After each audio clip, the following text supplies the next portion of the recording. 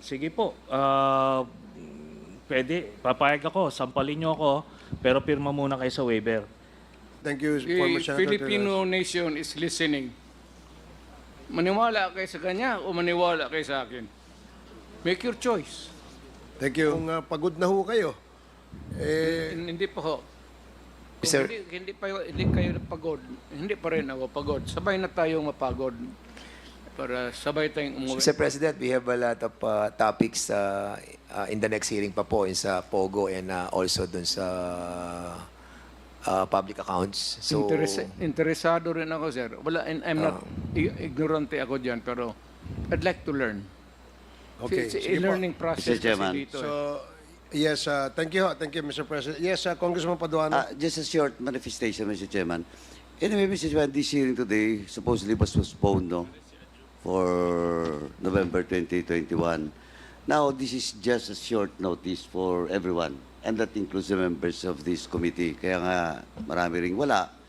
And we post for this hearing today because of the presence of the former president. And we take it as an opportunity Thank you, sir. to have him.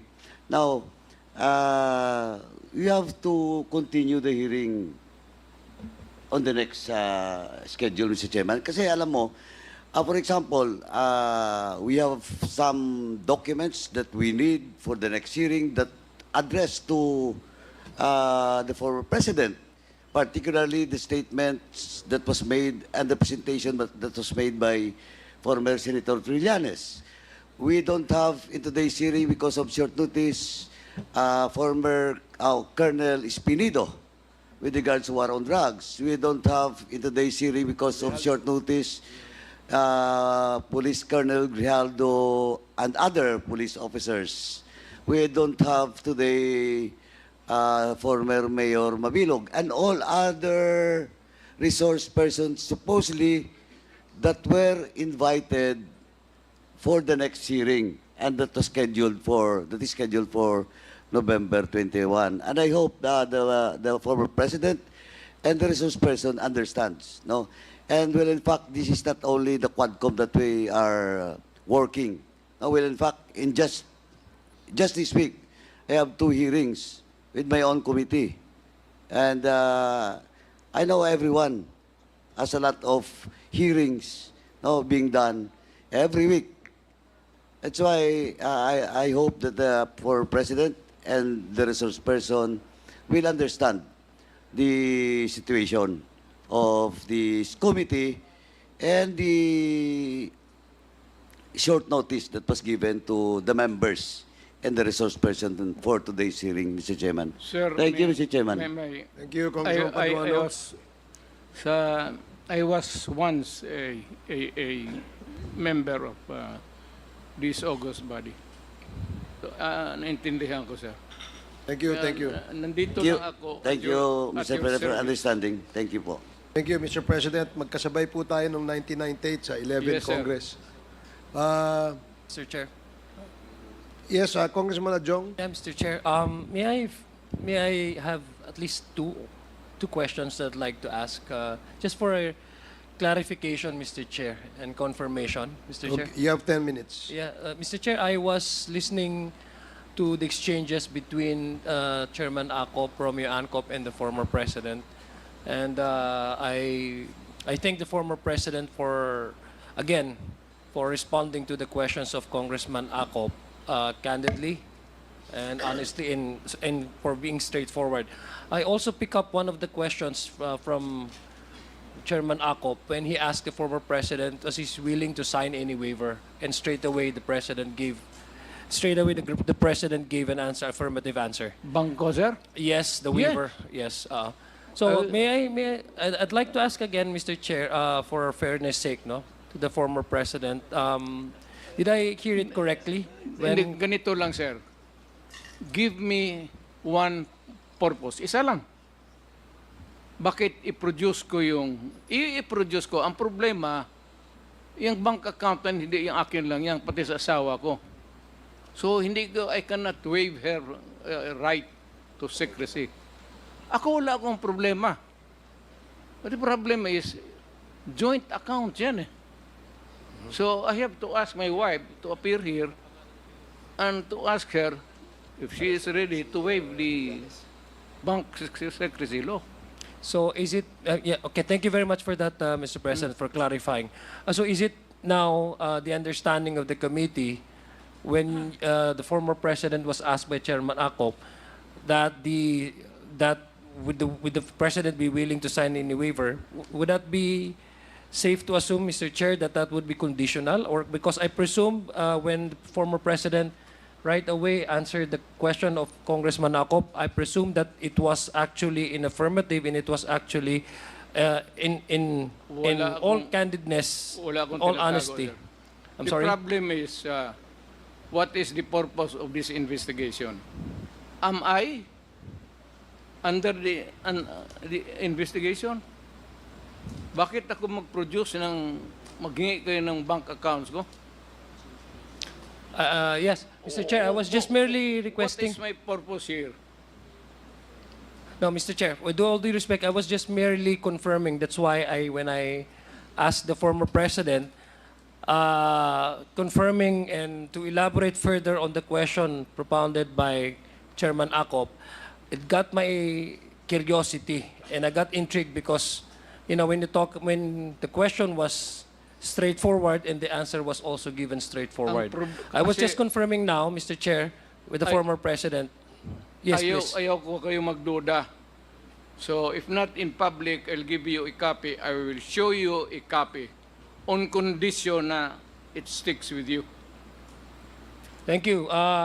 With that, Mr. Chair, I guess it was clarified by the president. I would have wanted, for example, for the response of the former president to really be in accordance with how he responded in affirmative, but based on the clarification right now, Mr. Chair, it Ready seems ako, that sir. yes, it seems that it was conditional, no, Mr. Chair. Just for a confirmation lang po and for clarification, Mr. President. Hindi, ang kasi ang Mr. problema Chairman. sa joint account kasi yan. So, I had it back of my mind about my wife. Okay, I understand that, Mr. Chairman, Mr. I'm President. sure you have a wife and you have bank accounts. Yes, I have a lovely wife, Walang yes, Mr. solo President. dito na may bank account tayo. It's always, pagka may asawa ka, joint talaga yan. That is the Filipino way of doing it. Thank you, Mr. President, you. for your straightforward answers. Thank you, Congressman Chairman. Jong. Mr. Chairman. Yes, former Senator Trillanes. Well, just for the record, joint account between Duterte and Vice President Sara Duterte. So sila not the wife. Yun po ang dun sa nakuha natin. And just like what I anticipated earlier, Mr. Chairman, na yung pagsasabi niya na he's willing to sign a waiver, it's the same thing. It's always a bluff. Ngayon, yung sasabihin niya, sasampalin daw ako, pipirma siya ng waiver, sige po, pwede, papayag ako, sampalin niyo ako, pero pirma muna kayo sa waiver. Hindi pa Mr. rin, Chair, so it's a Mr. bluff.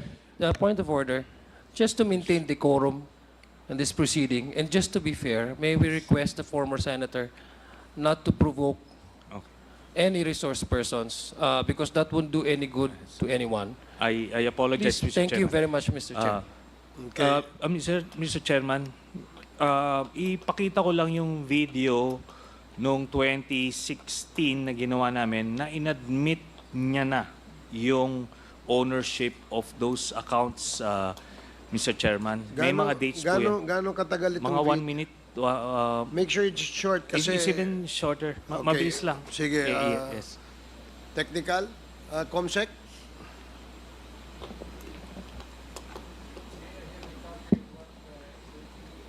Showing. That is fabricated. He does not own it because it is non-existent.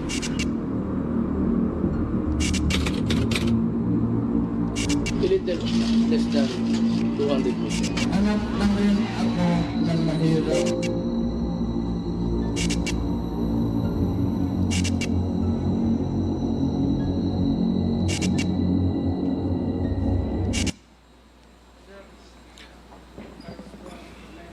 I was born in 1945. Nagtrabaho ako lahat ng trabaho, lahat ng hirap, hanggang bago ako nag-retire sa politics.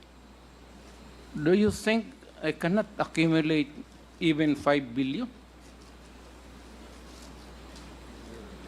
Sa negosyo ng asawa ko, pati ang sweldo ko, mababa naman siguro ang pagtingin ninyo kung inutil kami na basta na lang maghihingi kami ng pera sa tao. Siyempre, sir, may negosyo ang asawa ko. Both the first and the second, puro mayaman yan sila. Thank you. Thank you, Mr. President. Marunong magnegosyo Mr. Chairman. Plus, sweldo ko malaki. Sir, libre. Alam mo, pagkain ko libre. For so many years, libre. Mr. Chairman, i-explain ko lang yung video, Mr. Chairman. Sige. Thank you, Mr. President. Yes. Please make it short, yeah. former Senator Trillanes. Yes, Mr. Chairman. But before that, isasabihin ko lang, nung una wala daw pamasahe, pero ngayon mayaman daw. Pero just para lang ma-record. But dito po, doon sa video, nung una, nung nilabas ko yon nung araw, ando doon yung mga dates, dinideny po nila. Pero nung when nag-deposit, nakakuha kami ng mga deposit slips, eventually, in a press conference by the media, inamin niya that totoo yung mga accounts. Then, eventually, yun ay naging basis ko, Mr. Chairman, nung pagpa-file ko. But Coming from this just fellow, to be sure, Mr. Chairman, eventually doon na lang po doon sa mga papatawag sa next witnesses. Maraming salamat, Mr. Chairman. Thank you, former the Senator Filipino Trillanes. nation is listening. Maniwala kayo sa kanya o maniwala kayo sa akin? Make your choice. Thank you, Mr. President. Mr. Chair.